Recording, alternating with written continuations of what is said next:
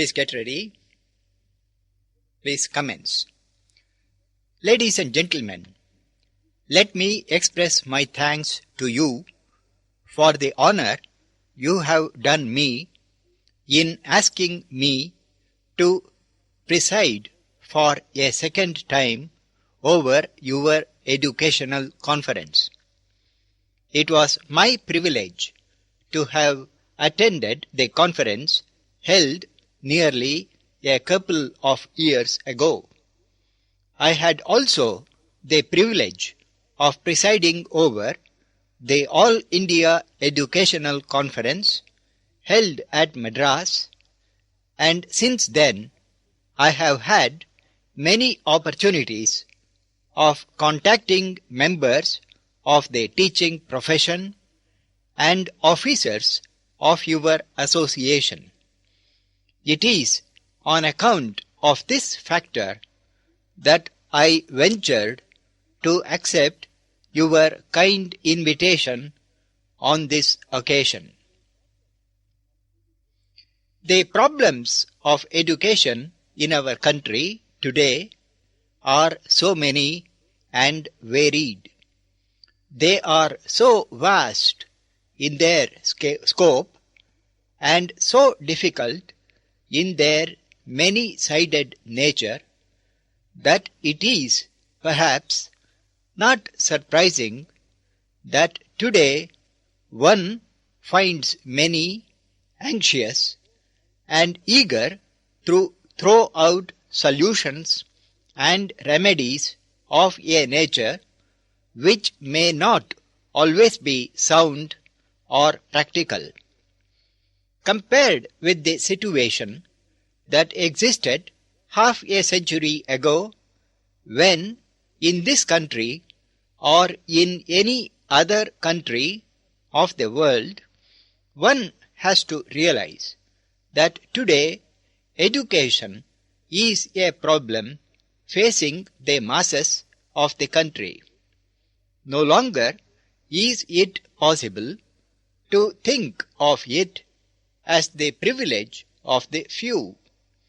It necessarily follows that a problem of this nature requires a different solution from the one that may have been thought of at an earliest period when it was just a question of training a few.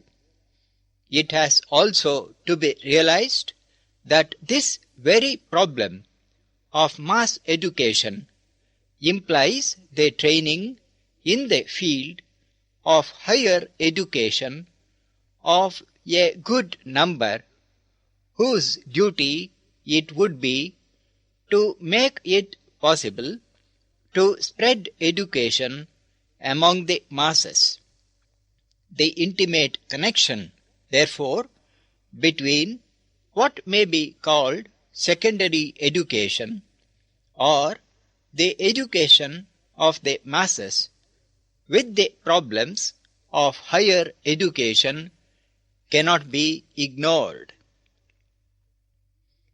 It is now accepted generally that every citizen is entitled to education up to a certain age period, and that such education should enable him to reach a standard which will fit him ultimately to play his role as a citizen in case he has the necessary interest for higher education.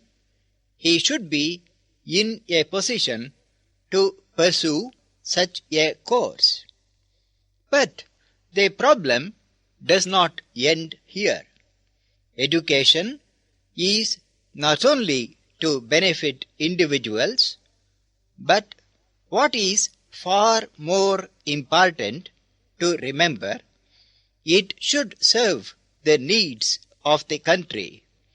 If these factors are taken into consideration, it will be obvious that education must be so varied that it will not only suit the tastes of the masses, but should also serve the needs of the country concerned, giving to the country those different talents.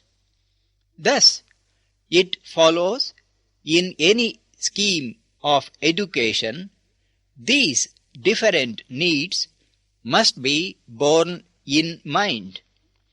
It has now been recognized that the ultimate aim should be to afford facilities to the children of the state to be trained to an age period where they could be so educated as to enable them to pursue further training in different fields suited to them.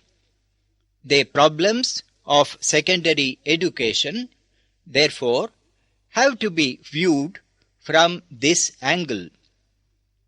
While it is the privilege of every individual to have such opportunities, it is the duty of the state to provide such facilities in larger interests of our country as a whole. Dear sirs, we have received your application for an agency in your district.